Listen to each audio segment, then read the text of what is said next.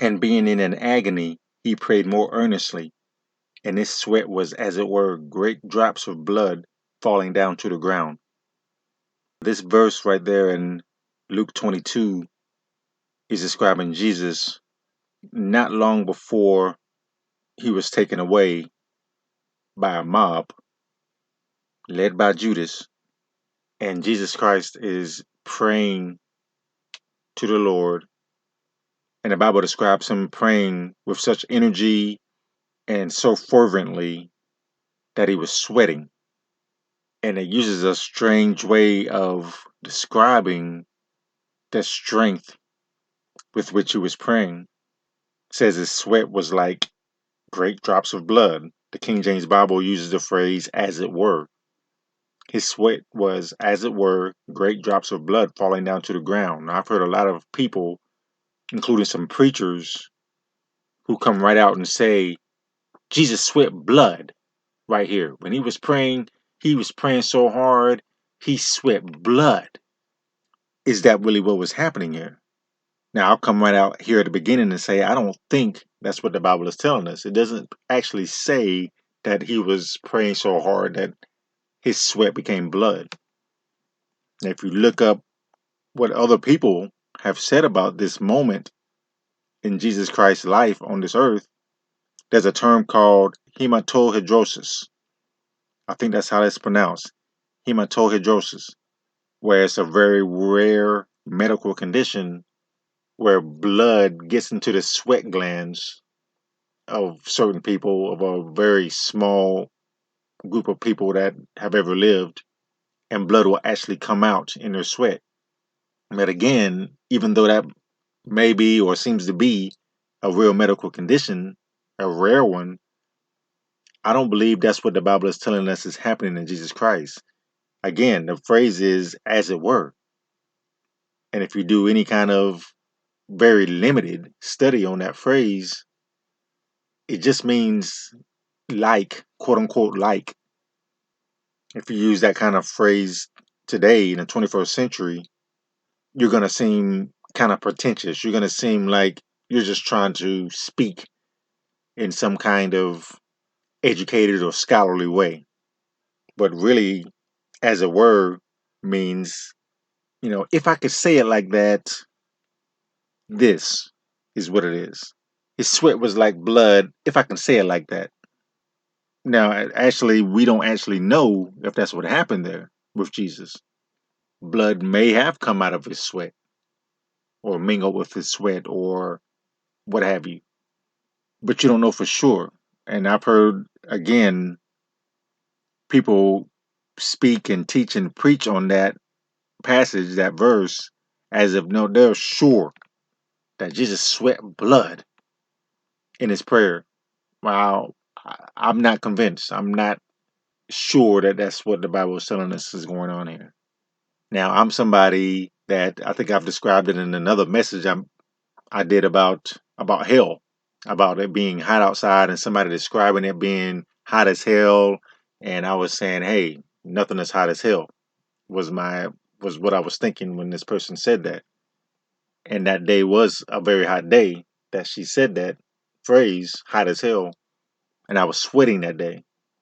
And as somebody who sweats a lot or sweats easily, I know what big drops of sweat look like when they're falling from your face or your body.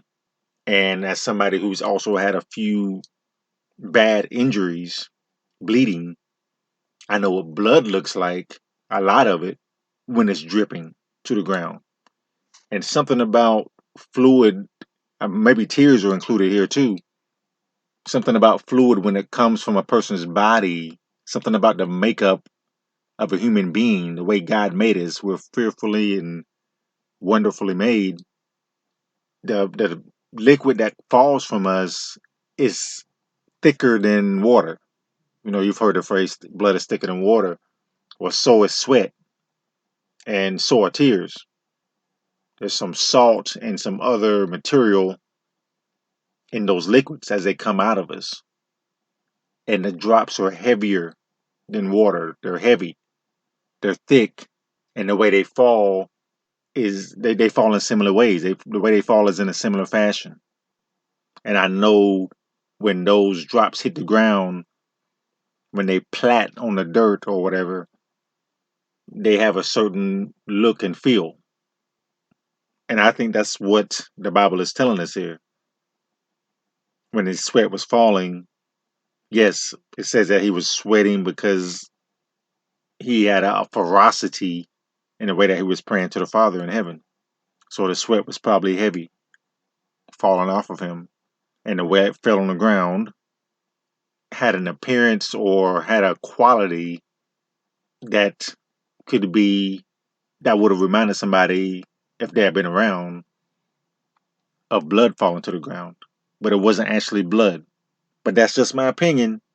We're just doing a Bible study here. The Bible is amazing because you can really go through it and just pick it apart. And I've noticed that people who do talk about the Bible a lot don't actually read the Bible. They don't actually know the Bible, but they're talking about it more than anybody. Especially all these unbelievers, these lost people in the world. They feel like they know the Bible. They're like people who, I'm just picking a name out of thin air, an author out of thin air, like a Stephen King, who writes very big books, and I've talked about liking horror movies and horror fiction when I was younger. And I remember reading some of Stephen King's books. There's no way that you could open a Stephen King book to, say, the middle of his 1,000 page or 500 page book or whatever and know exactly what the book was about. There was just too much in it. Somebody like him, like a Stephen King, he packed a lot into his stories, a lot of details. There's no way you can open it right to the middle, pick a passage out or a sentence, and figure out everything that was going on in that book. And he's just a limited person. He's just a sinner currently on his way to hell, as far as we can tell. But how much more so with the Bible, which is the Word of God, the words of God, that people try to pick out something, verses, passages, themes out of it and try to make sense out of it. They don't have faith. They're not reading it with faith. They don't have any love for the Word of God. They don't believe it's the Word of God. To them, it's just a book. But they're going in it and trying to pick it apart. But to us, those of us who have faith and who believe what it says, once you start picking it apart like that, God allows you to really read between the lines and He'll really open it up to you. That's one reason I mock the people who do that. They're lost and they're trying to do, say, a book review of a book that they haven't even really read, or that they've read already deciding that they don't like the author. But that's all we're doing here is just picking out things that have interested me as I do my personal Bible study and my family Bible study. And this is what has hit me lately, this issue of sweat coming from Jesus's energetic prayer. And that's an interesting phrase there, as it were, there in Luke 22, verse 44. As I said, I had a hard time understanding why a lot of people, a lot of even preachers and pastors, want to believe that Jesus was actually sweating blood. I'm looking at something, a website called the NCBI. I guess it's the National Institute of Health.gov. And they go out right out and say Jesus Christ experienced hematohidrosis while praying in a garden before his crucifixion. And a lot of people will say, well, this is in the book of Luke. Luke was a physician. So Luke knew what this was. Luke knew this condition and he described it. Luke may have been a doctor, but he used the phrase as it were. He didn't say his sweat was mixed with blood. He didn't say his sweat was blood. Why did he use that phrase? It seems that as it were is just a way of saying something figurative, not literal. As it were. If I can put it like that, if it could be said like that, as it might be said, but maybe it's not literal. Are we going too deep into this? No, I don't think we're going too deep because this is the Bible. We really can't go too deep into the Bible. You're really never going to have it figured out. Anybody that has anything figured out, but especially the Bible, I'm always suspicious of that person. Anybody who acts like he has it figured out, I already know he doesn't have it figured out. He's praying as hard right here, Jesus is, because he knows what's about to happen. He knows the cross is before him, and he's knows what has to be done, and he's asking the Father if there's any other way.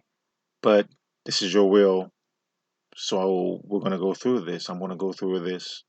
Remember, he's 100% man and 100% God, and a part of him that's man, there's a hesitation there. And right there it says there's an angel appeared unto him from heaven, strengthening him. Never really hear anybody talk about that verse or that passage. They talk about the sweating the blood, talk about, Father, if thou be willing, remove this cup from me. Nevertheless, not my will, but thine be done. But right between those verses, those two verses is, and there appeared an angel unto heaven from, and there appeared an angel unto him from heaven, strengthening him. Well, we just wanted to look at that verse about the blood and the sweat and the tears. I'm sure there were tears there too, because it says being in an agony, he prayed more earnestly. I'm sure there were tears, blood, sweat, and tears. I don't think any of us have ever prayed that hard. I remember one time when I did pray so much that I did feel beads of sweat, but it was nothing like this. No way. How could it be? But I would like to experience that again. You'll notice that a lot of Bible versions, and as I said, I call it King James Bible, the Bible, and NIV, NKJV, and ESV, and everything else. I call them versions. They all have a footnote, or many of them have a footnote there in Luke 22:44. Quote, many early manuscripts do not have verses 43 and 44, where the angel appears, strengthening him, and being in an agony, he prayed more earnestly. Those verses are missing in a lot of versions. Now, why would they be missing? Well, that's easy. The devil doesn't want you to pray with earnestness, and he doesn't want you to think that you can have help from heaven. But you can ask heaven for help, and you can ask the Lord for more effective prayer.